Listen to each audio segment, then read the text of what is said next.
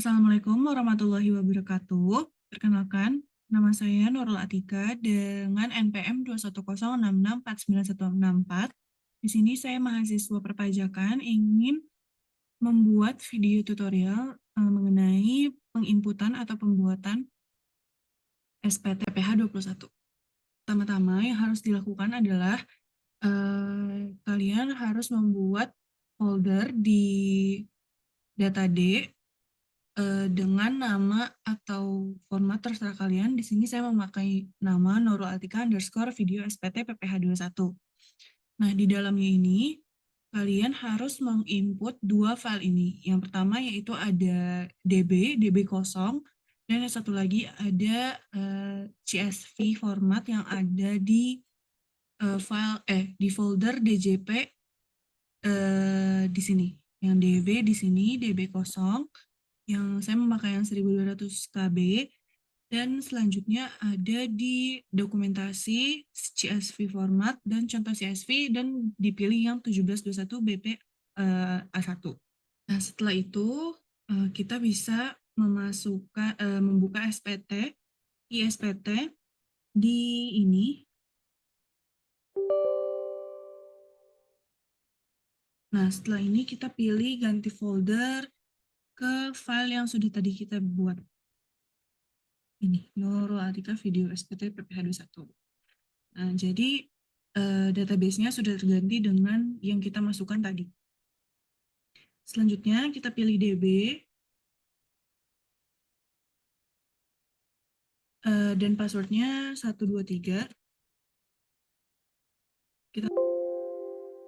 Nah, kalau kita diminta untuk mengisi NPWP terlebih dahulu, kita klik OK. Selanjutnya kita memakai NPWP yang kita punya. Setelah sudah diketik, kita pencet sini. NPWP sudah berhasil disimpan. Oke. Nah, selanjutnya kita harus mengisi data-data seperti nama, alamat, nomor telepon, email, dan NPWP penanda tangan dan nama penanda tanganan.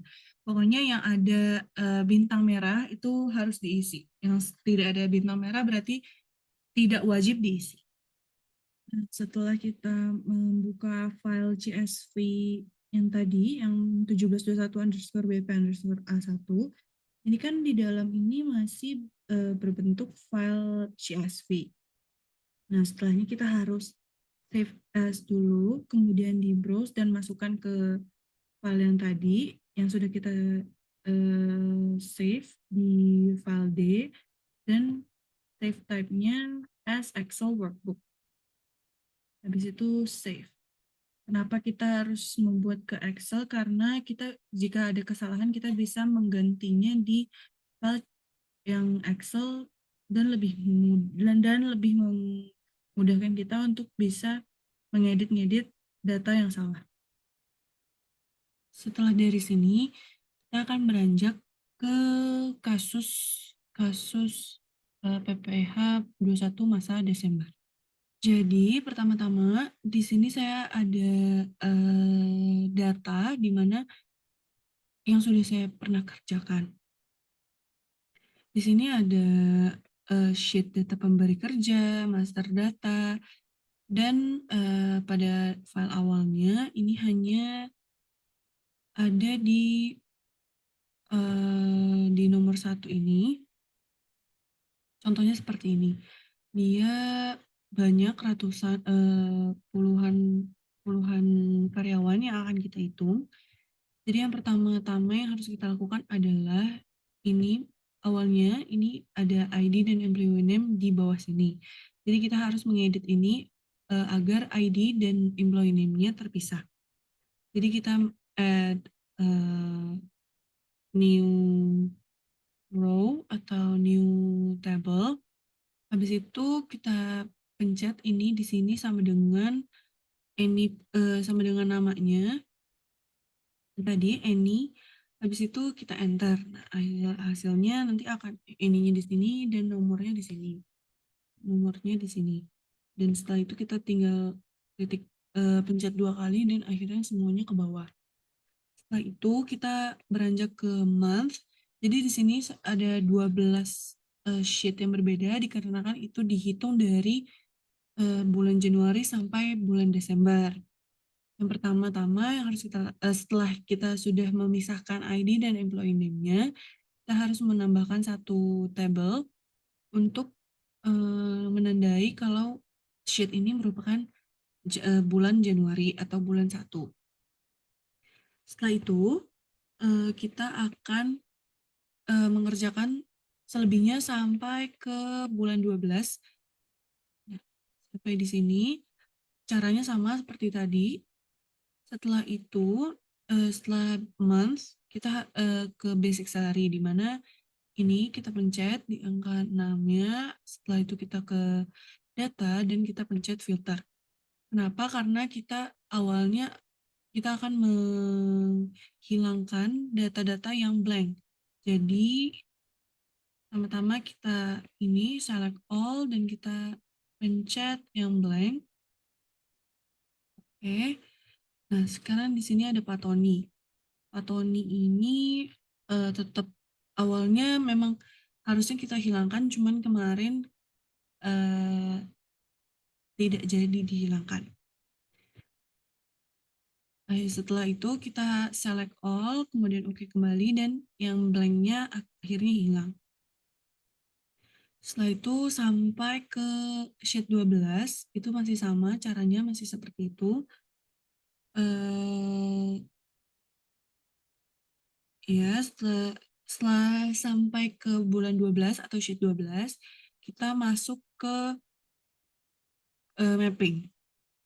Di sini mapping itu caranya adalah kita mengcopy ini, mengcopy data row 6. Jadi kita Ctrl C, kemudian kita pindahkan ke mapping ini. Jadi ke mapping ini adalah sheet baru yang kita buat setelah kita sudah menyelesaikan sheet dari bulan 1 sampai bulan 12. Nah, di sini kita tujuannya agar mengetahui mana sheet yang berbeda dan ada yang tepatnya harusnya di J, namun dia ada di K misalnya. Setelah itu, setelah dari sheet 1 sampai sheet 12 sudah di-copy ke sini, kita akan mengetahui di mana letak yang berbedanya. Pada awalnya ini ada di THR itu, kita ditambahkan karena kurang sheet-nya di sini. Kenapa harus kita lakukan mapping? Karena kita setelah ini kita akan melakukan pivot, di mana itu harus semua data di atasnya harus sama. Jadi jika ada yang berbeda atau namanya ada yang sama, itu pasti tidak bisa. Jadi harus kita lihat dulu dan kita cek dulu. Setelah mapping selesai, kita harus membuat gabungan, sheet gabungan. Jadi dari yang bulan 1 sampai bulan 12, kita masukkan ke sheet gabungan ini.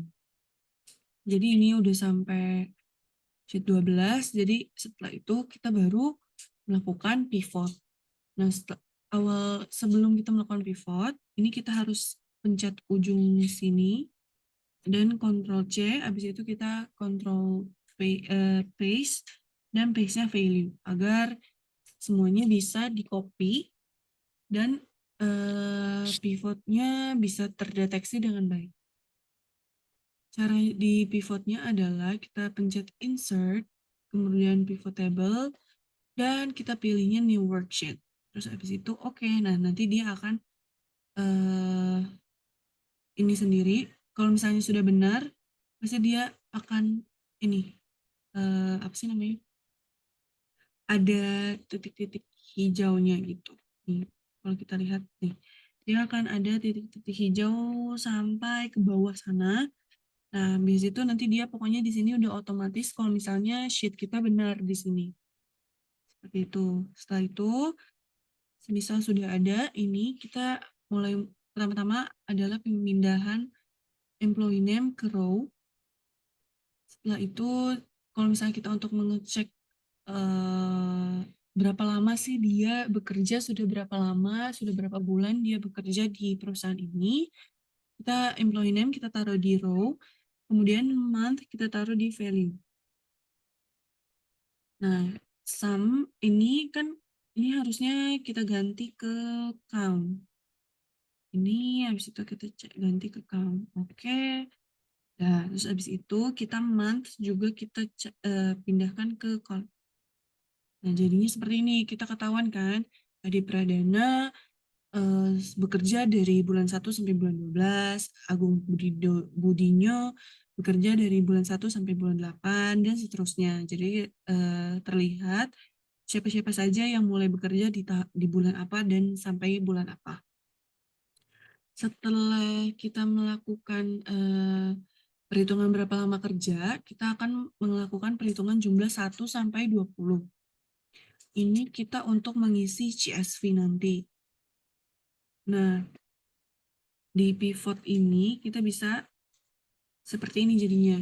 Pertama-tama kita masukkan row, employee name ke row, habis itu kita masukin basic salary, MT all, grade all, meal of OT, overtime, function all, BPJS 0,54%, THR Aztec 2%, dan sum of tax itu ke value. Nanti kita pilihnya seperti yang tadi count, jadi kita ganti ke sum. Akhirnya kita ketahuan sum of basic salary-nya dari bulan 1 sampai bulan 12 segini untuk Adi Pradana, dan lain-lain. Setelah pivot selesai, kita beranjak ke CS.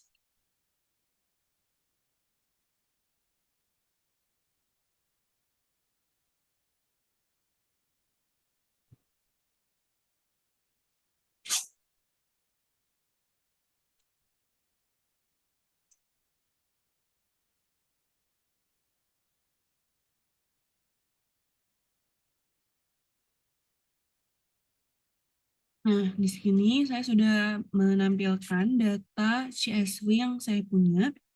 Di sini terdapat masa pajak, tahun pajak, pembetulan, nomor bukti potong, masa perolehan awal, masa perolehan akhir, NPWP, NIK, nama, alamat, jenis kelamin, status PTKP, jumlah tanggungan, nama jabatan, WP luar negeri, kode negara, kode pajak, jumlah 1 sampai 20. Dan juga ada status pindah, terus NPWP pemotong, dan nama pemotong, dan juga tanggal bukti potong. Nah, awal mulanya kita harus mengisi masa pajaknya dulu. Karena ini masa pajak Desember, kita mengisi 12. Akhirnya itu Desember, bulan Desember. 12 kita pencet 2 kali di sini dan semuanya akan 12 ke bawah. Tahun pajaknya sesuai dengan kasus atau data yang tadi kita sudah kerjakan, itu di tahun 2016, maka di sini kita masukkan tahun pajaknya 2016 ke bawah. Kemudian pembetulannya biasanya 0, dan nomor bukti pajak ini hanya diganti di sini 12 dan 16. 12 ini masa pajak, 16 ini adalah tahun pajak. Kemudian nomornya sama dengannya berurutan dari 1 sampai seterusnya. Kemudian masa perolehan awal dan masa perolehan akhir kita lihat di data atau ini, yang ini. Kita lihat dia masa awalnya kan ini awal dan akhir. Nah, kita lihatnya dari sini. Jadi kita data ini kita copy semua dan habis itu kita masukin ke sini, ke CSV-nya.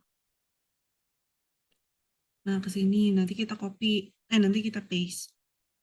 Hasilnya adalah ini. Kemudian NPWP, untuk NPWP ini kita memakai VLOOKUP, di mana rumusnya seperti ini. Bisa dilihat, kita mengambil datanya dari master data yang sudah diberikan di kasus awal atau di sini.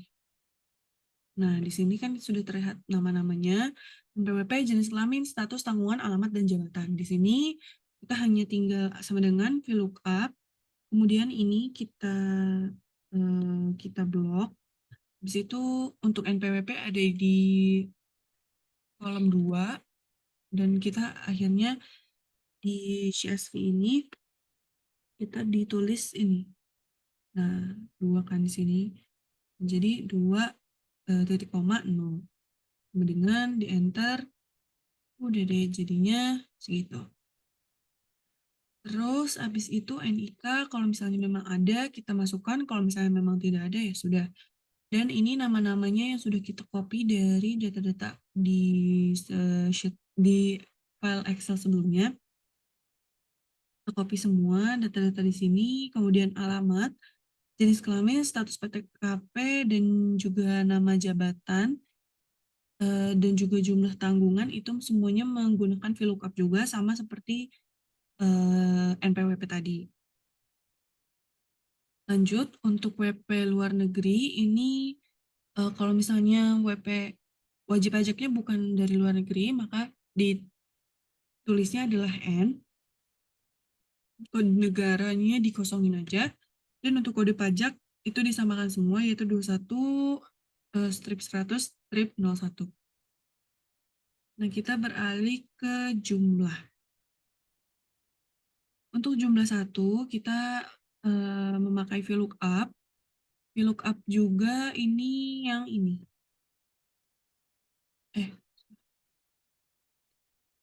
VLOOKUP-nya kita memakai perhitungan jumlah 1 sampai 20. Yang nomor 1 ini adalah basic salary. Nah, kita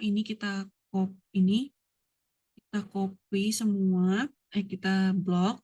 Kemudian untuk basic salary ada di kolom 2 atau baris kedua di B, berarti di sininya juga ini di 2 kan, di sini 2,0.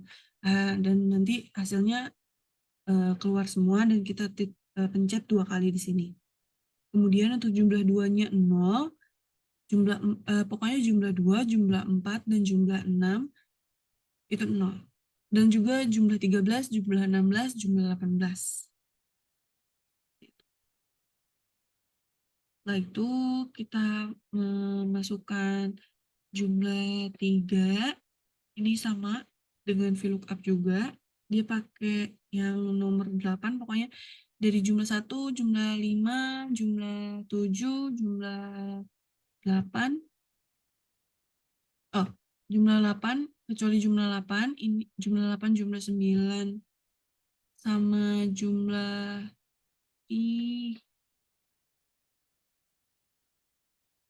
jumlah 8, jumlah 9, jumlah 8, jumlah 9, sama jumlah 11 dan juga 12 itu ulang.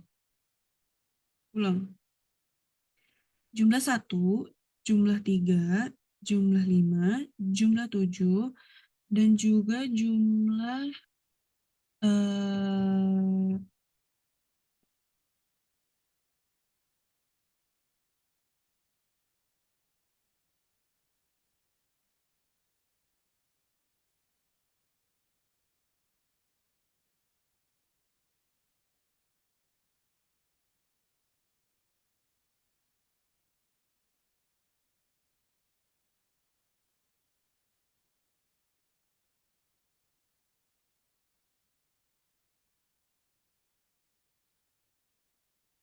untuk jumlah 1, jumlah 3, jumlah 5, jumlah 7, dan juga jumlah 14 itu menggunakan VLOOKUP. Sedangkan untuk jumlah 8, 9, 9, 11, 12, 19, 20 itu menggunakan rumus yang berbeda. Yang pertama yaitu jumlah 8 itu sama dengan sum penjumlahan dari jumlah 1 sampai jumlah 7. Kemudian untuk jumlah 9 itu memakai rumus if.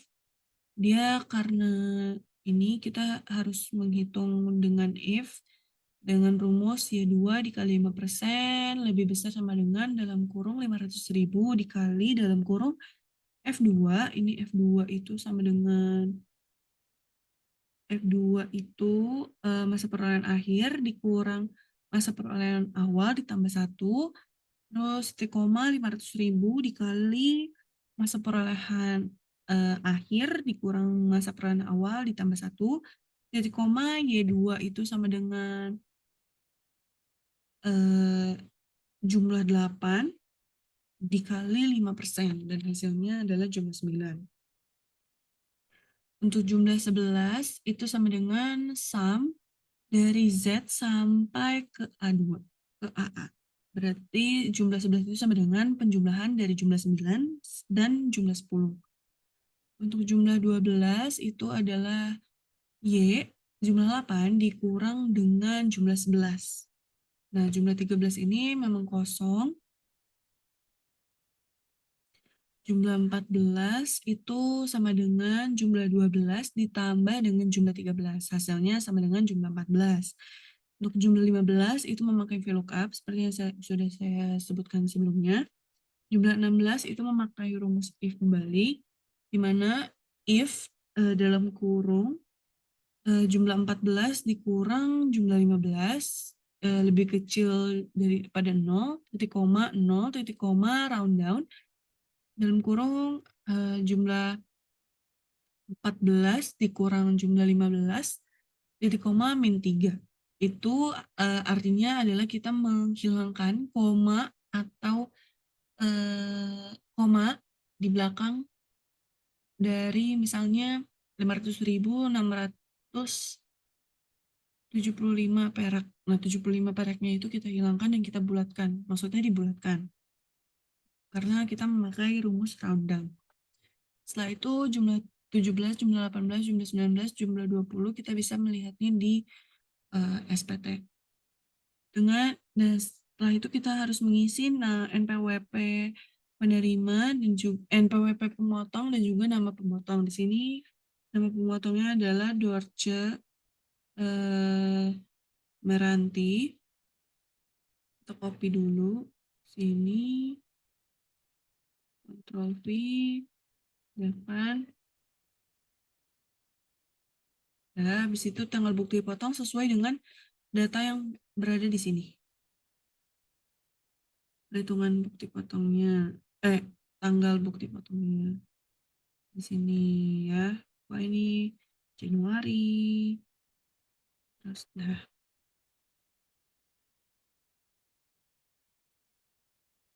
Setelah itu untuk pembuatan jumlah 18, jumlah 19, jumlah 20 kita harus memakai ini. Rumus TK, TK0, TK1, TK2, TK3, tanggungan, dan segala macamnya.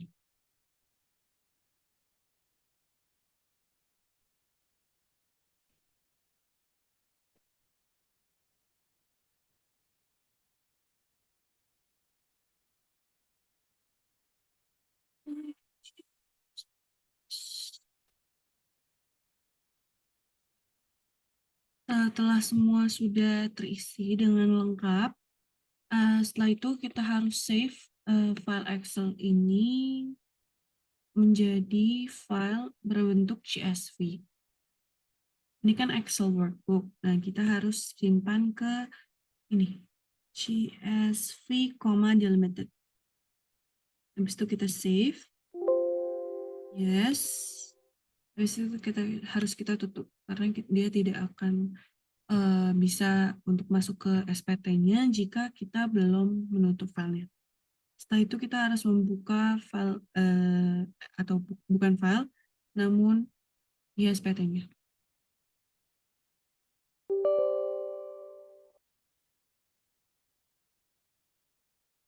Setelah terbuka seperti ini, kita pencet pilih DB, kemudian masukkan passwordnya 1, 2, 3, dan oke.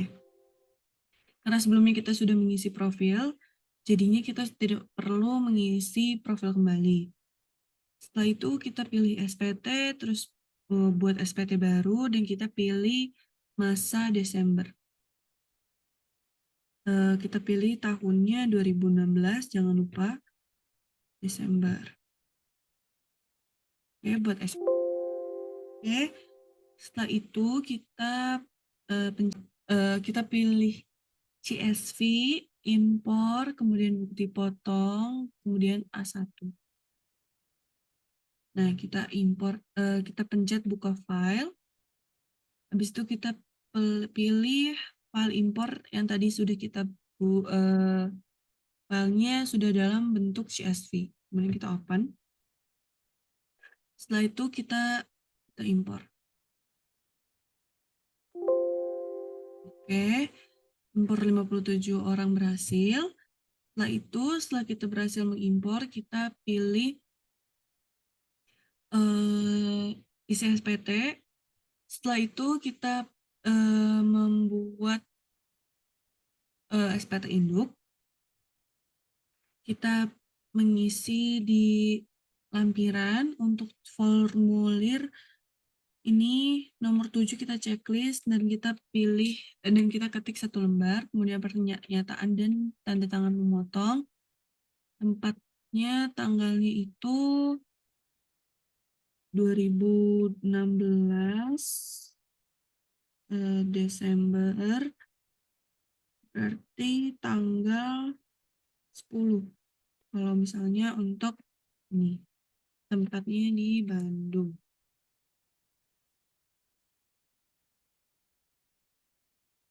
Kemudian simpan. Oke. Selanjutnya setelah SPT induk sudah terisi, kemudian kita membuka daftar pemotongan pajak 17211 dan 1 tahun pajak. Nah, di sini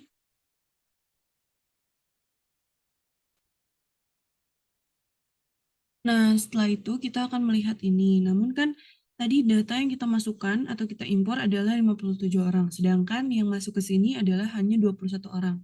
Berarti ada pegawai tetap yang penghasilannya tidak melebihi PTKP. Dan di sini kita juga harus melaporkannya dengan cara kita buka dulu file CSV-nya yang tadi, file Excel-nya, yang dalam bentuk worksheet.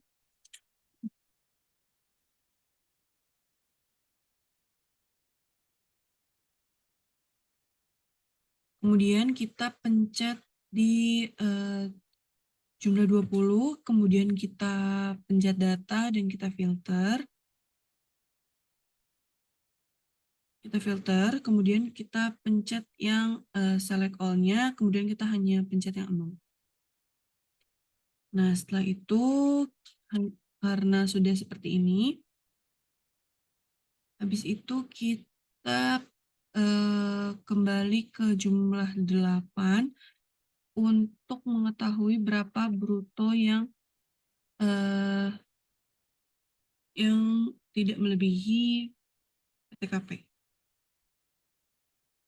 Kita sum dalam kurung ini ke atas, enter.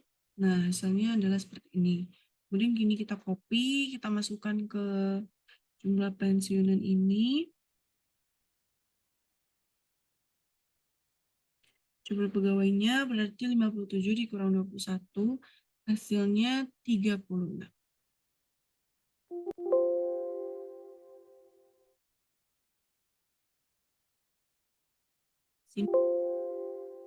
Oke, jadi setelah berhasil sudah kita memasukkan SPT yang daftar pemotongan pajak tadi, 1 tahun pajak, maka sudah selesai tutorial bagaimana cara mengimpor data karyawan yang akan dihitung pajak masa Desembernya.